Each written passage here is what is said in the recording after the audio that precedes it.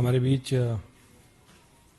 भारत सरकार में मंत्री खट्टर साहब, बैजयंत पांडा जी दिल्ली के प्रभारी, दुष्यंत गौतम जी, हर्ष मल्होत्रा जी, वीरेंद्र सचदेवा जी, विजेंद्र गुप्ता जी एलओपी, अनिल बलून जी, जितने भी यहाँ मीडिया बंधु उपस्थित हैं, मेरे साथ आए हुए जितने भी दोस्त और बुजुर्गगण हैं, सभी को प्रणाम।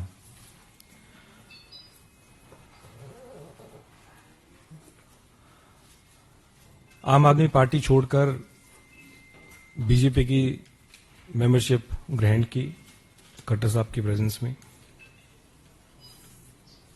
और मैं कह सकता हूं कि मेरे लिए ये कोई आसान कदम नहीं था।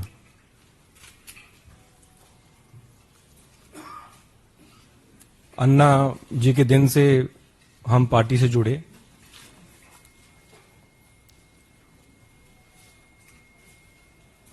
और लगातार दिल्ली वासियों के लिए काम करते आए, एज ए एमएलए भी और एज ए मिनिस्टर भी।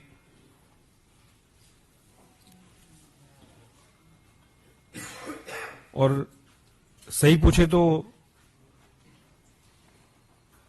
कुछ लोग सोचते हुए कि ये ओवरनाइट कुछ डिसीजन हो गया या किसी के दबाव में मैंने निर्णय लिया।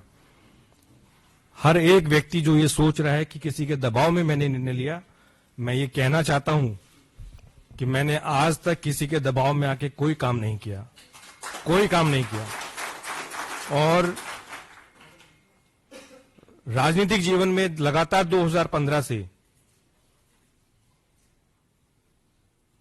पार्टी में रह के, एमएलए रह के और एज ए मिनिस्टर भी दबाव में आके मैंने कोई काम नहीं किया। तो जितने भी ऐसी मुझे सुनने में आ रहा है कि ऐसा कोई नैरेटिव बिल्ड करने की कोशिश की जा रही है कि जिन्होंने ईडी के दबाव में कर दिया, सीबीआई के दबाव में कर दिया, तो ये सारी मेरे ख्याल से गलतफहमी है। इस प्रकार का नैरेटिव बिल्ड किया जा रहा है और ये कोई एक दिन का निर्णय नहीं है। मैं तो पेशे से वकील हूं, वकालत छोड़ के हम आम आदमी पार्टी से जुड़े अन्ना जी के टाइम से, और मेरे ख्याल से केवल मैं नहीं था, हजारों लाखों कार्यकर्ता लोगों ने अपनी नौकरी छोड़ी, अपना काम छोड़ा और एक विचारधारा से जुड़े, एक पार्टी से जुड़े, क्योंकि उन्होंने उस पार्टी में एक उम्मीद देखी, एक व्यक्ति में उनको उम्मीद दिखी।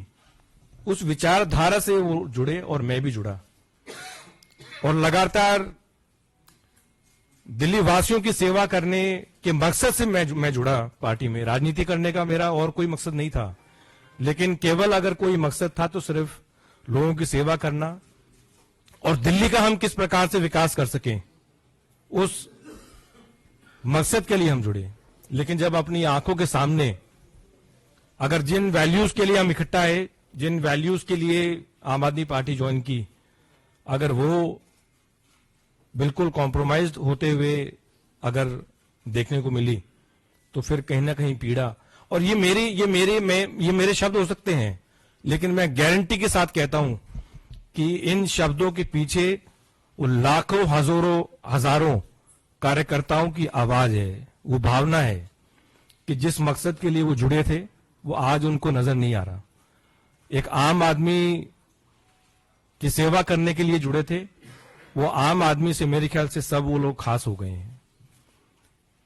मैंने अपने पत्र के माध्यम से जो किन कारणों से मैं आम आदमी पार्टी छोड़ी, वो मैं उसके बारे में कुछ ज्यादा नहीं कहूंगा। मैंने अपने पत्रों के माध्यम से सारी चीजें लिख दी हैं, लेकिन इतना जरूर मैं कह सकता हूं कि अगर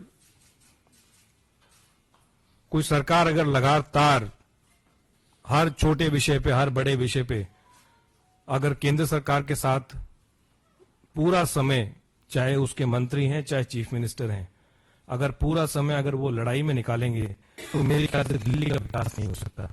दिल्ली का विकास अगर हमें करना है तो अपने अच्छे संबंध बना के रखने जरूरी हैं।